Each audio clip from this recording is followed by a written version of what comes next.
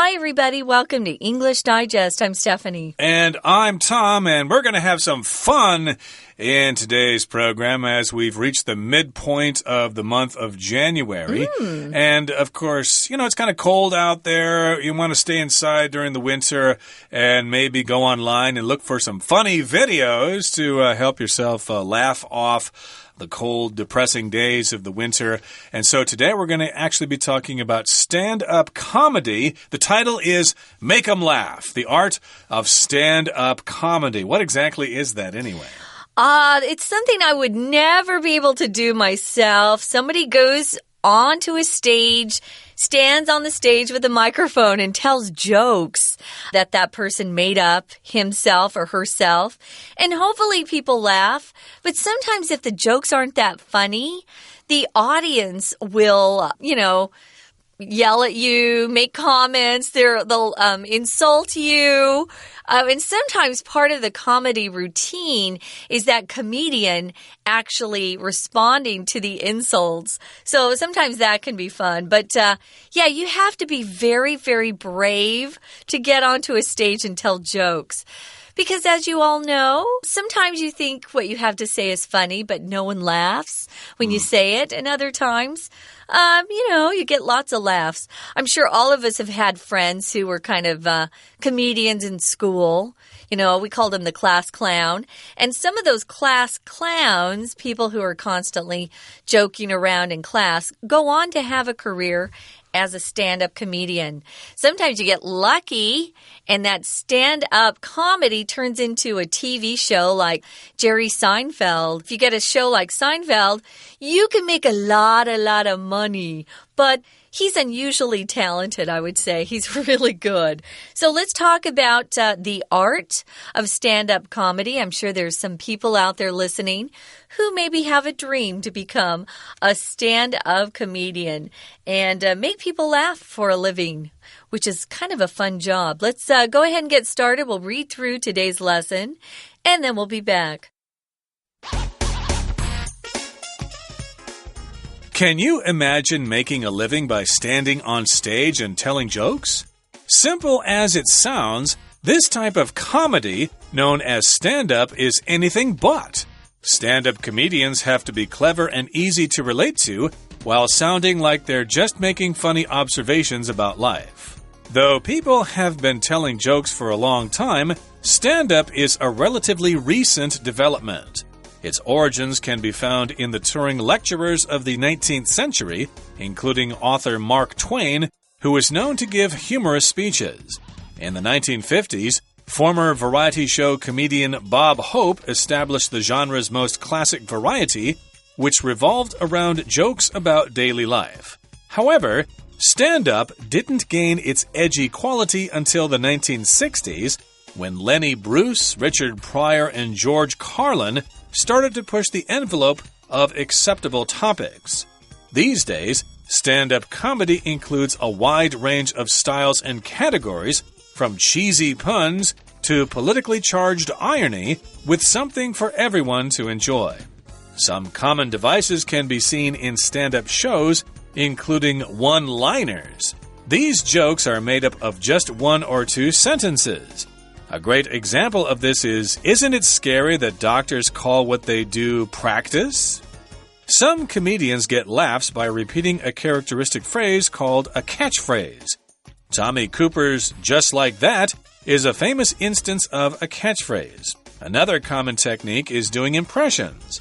This is when a comedian perfectly imitates somebody's voice, look, and movements to tell their jokes. Impressions are particularly hard to master. If you need a good laugh, try checking out a stand-up comedy show online or in your area. You're sure to have a good time thanks to this comedic art form. Okay, guys, we're going to be talking about stand-up comedy, the art of stand-up comedy, which is not easy. I think some people think it's really easy. It's a tough gig, especially when you first start out. You don't get paid anything, you're kind of just giving away your laughs for free, trying to get better and better gigs or jobs as the time goes on. So let's get started here. Stand-up comedy. Can you imagine making a living by standing on stage and telling jokes? I wanted to mention here, sometimes I see people write standing on the stage. A lot of times when we're talking about performing, we just say, oh, she's on stage. She needs to go on stage in 10 minutes. So you actually don't need a measure word there like an or the. Standing on stage telling jokes. That line there just makes me kind of horrified. I would hate to have to stand on stage and tell jokes. I'm not good at making up jokes or telling jokes, although I have a dad and a sister and a brother who are very funny. And the way that they say things is always so funny. But stand-up comedy actually takes a lot of work. You have to, think and write down things, try it out on your friends, fix jokes, because timing and the exact words that you use are all very important as to whether you're going to get a laugh or not. Indeed, and of course, I really haven't seen stand-up comedians here in Taiwan so much. I've heard of something called xiangsheng, where you got two guys on stage, and they're talking back and forth, so it's kind of similar to that, I suppose. But, of course, Western stand-up comedy involves just one person up there on stage. A lot of the comics or comedians are male, but we've got female ones as well, like Ellen DeGeneres used to be a stand-up comedian, and is it Amy Poulter or something like that? I guess she's a stand-up comedian as well. From Saturday Night Live, yeah. Indeed. And so it's quite common. I don't think she does stand-up, though, usually. She's usually in skits, Yeah, I know, of course, the Canadian guy, Russell Peters, who is of Indian descent, and he's quite funny to watch in YouTube videos. I wish I'd seen him live, though. He's quite funny. Of course, Jerry Seinfeld. Right, Jerry Seinfeld. Of course, his programs are popular in the 90s, and also he is a stand-up comedian. So, yes, indeed. Simple as it sounds. It does sound simple, just standing up on stage and telling jokes. Even though it sounds that simple, this type of comedy known as stand-up or stand-up comedy is anything but. You can say that at the end of a sentence when you've mentioned something before. Simple as it sounds, it's anything but simple. Okay, so it sounds simple, but it isn't. That's what is anything but. It could be anything else, but certainly not simple. Oh, it's hard. So stand-up comedians have to be clever and easy to relate to, while sounding like they're just making funny observations about life. Comedian here is actually the spelling for a man, a guy who's a comedian. If you're a female, they actually spell it a little differently, comedian.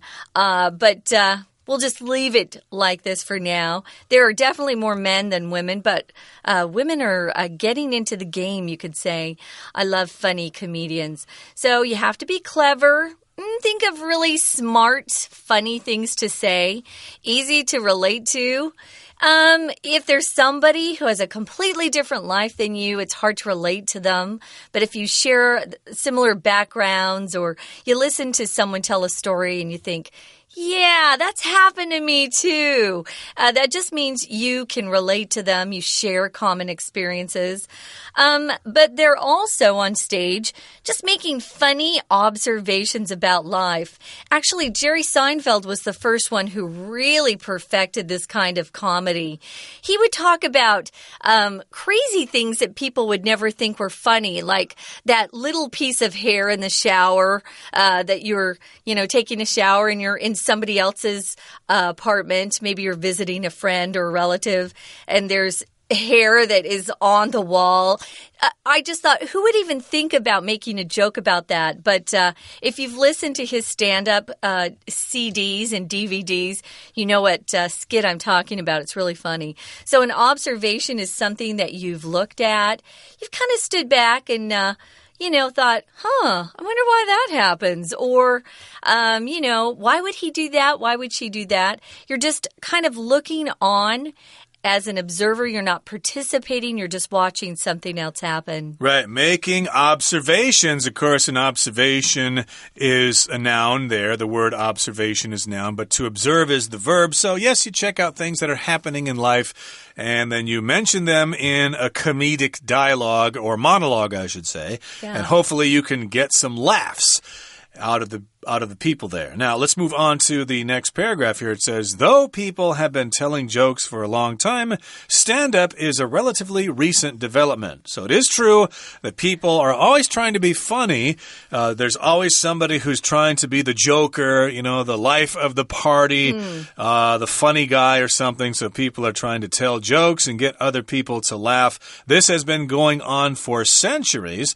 But the art of stand-up or stand-up comedy is relatively recent or a relatively recent development. So people have been trying to be funny for centuries, but stand-up comedy is probably only about 100 or 200 years old. Nobody really tried to do it until the 1800s or the 19th century, as we're going to find out in a second. Yeah, we're going to talk about a very famous funny man, you could say. His name is Mark Twain.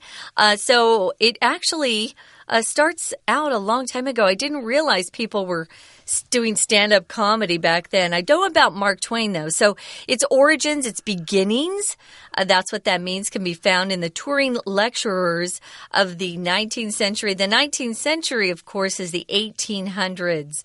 So these funny people, men, I don't think there were any women back then. They would go on tour around the country and they would lecture, but they would talk about a topic, but as they were talking, they would make jokes. Mark Twain was a very funny guy. His writing was funny too. So to lecture just means someone gets up in front of other people. Typically, you're a lecturer at a college or university, right? You're maybe you've had a lot of training or education in one particular subject. So you're giving a speech, a talk, but these lecturers back in the 19th century, they would put in some humor as they were giving speeches, and that's what Mark Twain was famous for, along with his books. We're going to talk more about this, guys, but right now, we're going to take a quick break and listen to our Chinese teacher. Hello everyone, my name is Tina. 今天要谈论的主题呢，叫做 stand-up comedy。我们中文翻译成为单口喜剧，也就是常常看到呢，在一些场合当中会有一个人站在舞台上讲笑话。我们来看一下第二段的第一个句子写着 Though people have been telling jokes for a long time, stand-up is a relatively recent development. 虽然人们呢已经长久以来都一直在说笑话，不过呢这个 stand-up 单口呢是一个相对来说比较新的发展。既然提到了 development， 当然历史就要从头开始说起。延续这样的文意，我们就要从它的起源出处来看。所以第一题空格可以选择 A 选项。Its origins can be found in the touring lecturers of the 19th century.Including author Mark Twain, who was known to give humorous speeches. 如果要追溯它的起源 origins， 你就可以发现呢，其实早在19世纪的巡回讲师当中就可以找得到。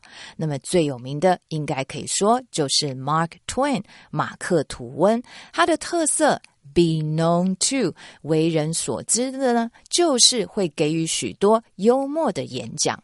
所以第一题搭配文意，标准答案就选择 A 选项。We're going to take a quick break. Stay tuned. We'll be right back.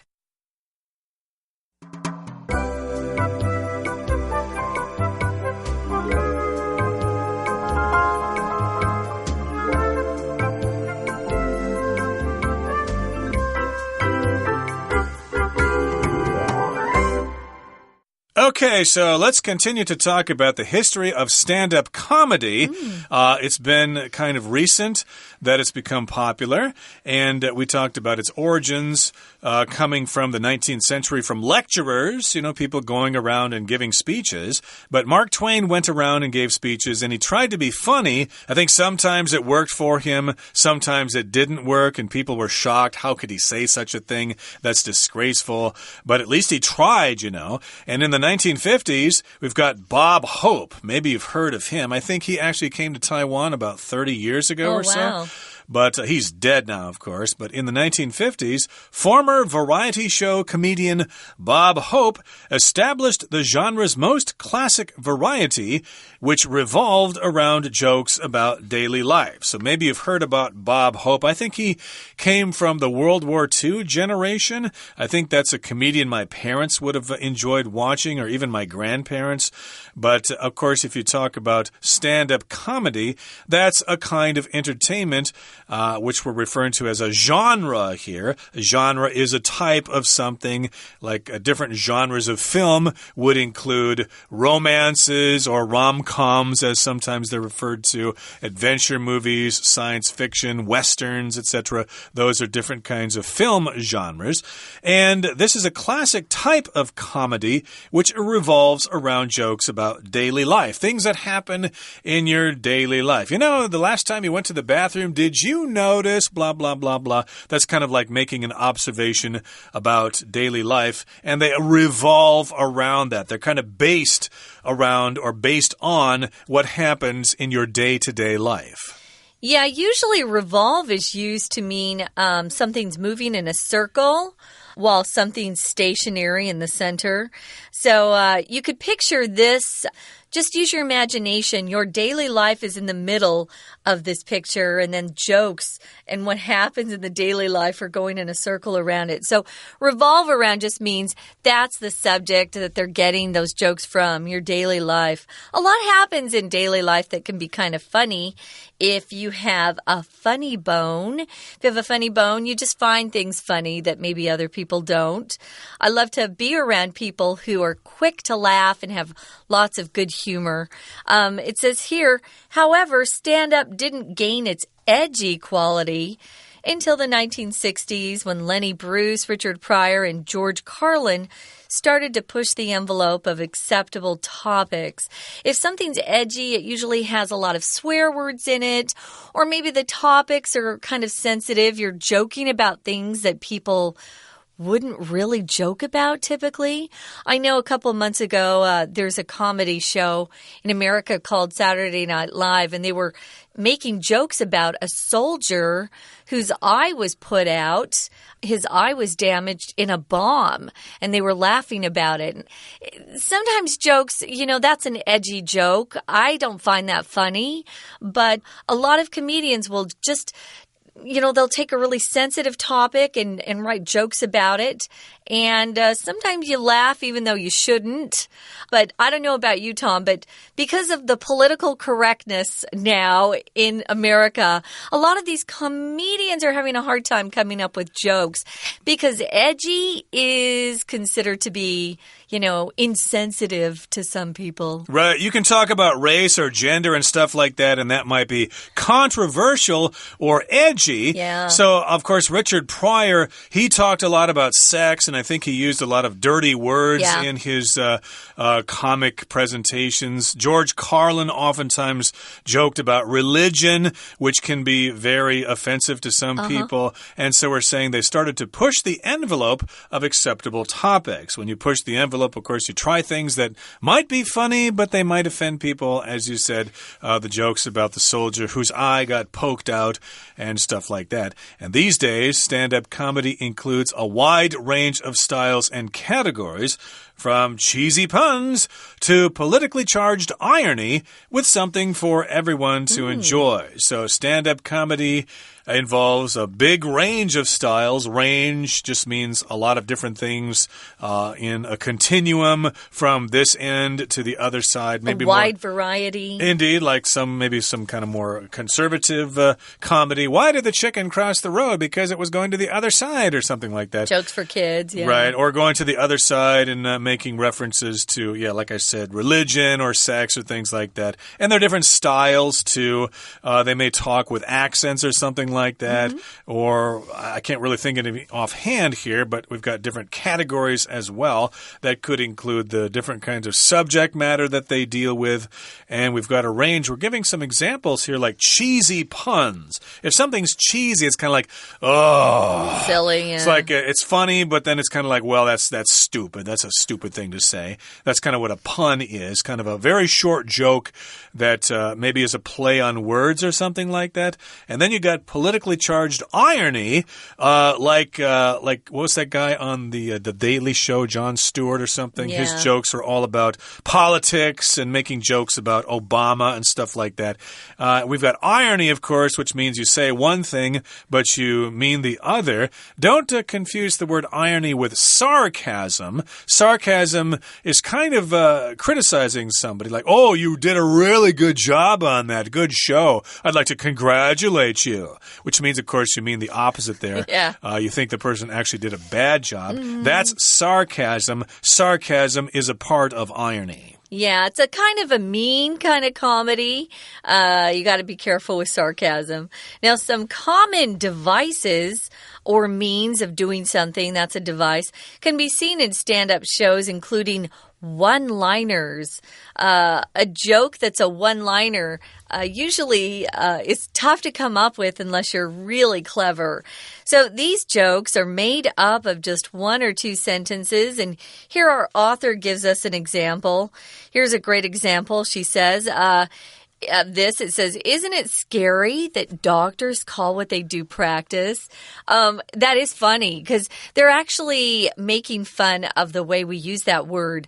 Doctors always practice medicine. You hope your doctor isn't actually practicing on you, that he already has the skills he needs or she needs to do the job. But it is funny. So it's just the way we word things sometimes. I know jokes are told sometimes here in Taiwanese or usually Taiwanese, not Mandarin. And I'll ask my friends why it's funny, and they just said it's the way they said it, and it's not funny in Mandarin, so I can't translate it for you. It's only funny in Taiwanese. Well, English is similar in that depending on the words that are chosen, that can make that one-liner really funny. Indeed. So that's an example of a one-liner. You can probably think of some other ones or do a search on Google and find plenty of examples there. And some comedians get laughs by repeating a characteristic phrase called a catchphrase. Okay, some comedians or some famous people are famous because they keep saying something over and over. One of my favorite comedians was Steve Martin back from the 70s and 80s. He was funny. He was always saying, I'm a wild and crazy guy. Or he'd often say, oh, excuse me. Excuse me. Yeah. And stuff like that. And you can probably think of other catchphrases from other comedians as well. We've got an example here. Tommy Cooper, he said, just like that. I'm not familiar with this comedian here, but I guess this is something that he said quite often. That's a famous instance of a catchphrase. There you go, just in case you wanted to know. So another common technique is doing impressions where you imitate somebody's voice and their style. That's one of my favorite things. I love to watch people who can imitate others. A lot of actors are quite good at it because they mimic people or imitate them. So to imitate means to copy someone's voice, look, and their movements to tell their jokes. That's always fun. Impressions are particularly hard to master. Some people are really good at it. I think it's a talent that you're born with. I think some people have a very good ear and they really watch people closely and can copy them. Now, that's another type of comedy. So there are lots of different forms and varieties of comedy, a range of styles and categories. So if you need a good laugh, try checking out a stand-up comedy show online. You could go to YouTube, of course, or in your area. Check and see if there are any shows going on here in Taipei or wherever you live in Taiwan. You're sure to have a good time thanks to this comedic art form. We wish you a lot of luck. I'm sure there are lots of funny people here as in other countries. And sometimes, you know what? If you're having a bad day, go online, have some laughs. You'll feel a lot better. Indeed. So that brings us to the end of our program, but we need now to hear once again from our Chinese teacher. 接着我们来看到第二个空格，在第二段第三个句子写着 In the 1950s, former variety show comedian Bob Hope established the genre's most classic variety. which revolved around jokes about daily life. 从来源出处讲到了50年代呢，这个前综艺节目的喜剧演员 Bob Hope 他确立了一些围绕着日常生活的笑话，这里讲到的是跟 daily life 有关的主题。延续这样的文意50年代，接下来当然就要谈之后60年代。延续这样子的文意脉络，第二题可以选择 sentence D。D 选项里面提到 However, stand-up didn't gain its edgy quality until the 1960s, when Lenny Bruce, Richard Pryor, and George Carlin started to push the envelope of acceptable topics.到了60年代呢，它才开始了有一些 edgy quality， 我们称之为是比较前卫的特质。因为这3位的单口喜剧专家呢，开始 push the envelope， 挑战极限，然后呢，看看大家能够还接受其他的相关主题。在这里我们用的是 acceptable topics， 而后面的句子则是以 these days。那么讲到了今天，所以第二题呢，我们再确认一次，前面提到50年代，第二题的空格题60年代，后面提到了现在，所以当然是一个时间的先后顺序。第二题的标准答案就选择 D 选项。第三个空格要选对的话呢，就要看一下后面的句子。后面的句子提到 These jokes are made up of just one or two sentences。这些笑话呢，其实大概就是由一句或者是呢2句话所组成。到底是哪些笑话呢？第三题我们可以选择 F 选项。Some common devices can be seen in stand-up shows, including one-liners. 这里所谓的 one-liners 指的就是俏皮话或者是单句的短笑话。那这一段主要谈的呢，就是你在单口喜剧当中常常看到的一些 common devices 常用的手法。那么在这一句就先介绍了 one-liners， 也就是单句短笑话，于是你就可以配合后面的句子讲到了 these jokes， 大概就是一句或者是2句话，所以根据文意，第三题就选择 F 选项。第4个空格要选对，就要看一下后面提到 This is when a comedian perfectly imitates somebody's voice, look, and movements to tell their jokes. 这个事情呢，就是在指的呢，这个喜剧演员可以完美的模仿某个人的声音、神情或是动作。他后面的句子提到的主词 impressions， 要特别注意这里的 impressions 代表着是对名人的模仿。所以提到的是模仿这个主题。第4题我们可以选择 C 选项。Another common technique is doing impressions. 另外一个常用的手法就是去模仿别人。还记得这一段的开头就是在讲到单口喜剧常用的手法吗？前面提到的是单句短笑话，这边提到的就是 doing impressions， 是另外一个 another 常见的手法。所以搭配文章的脉络，第4题的标准答案就选择 C 选项。最后一段 If you need a good laugh, try checking out a stand-up comedy show online or in your area. 如果呢你想要大笑的一番，那么你就看看网络上或者是你所在地区的单口喜剧咯。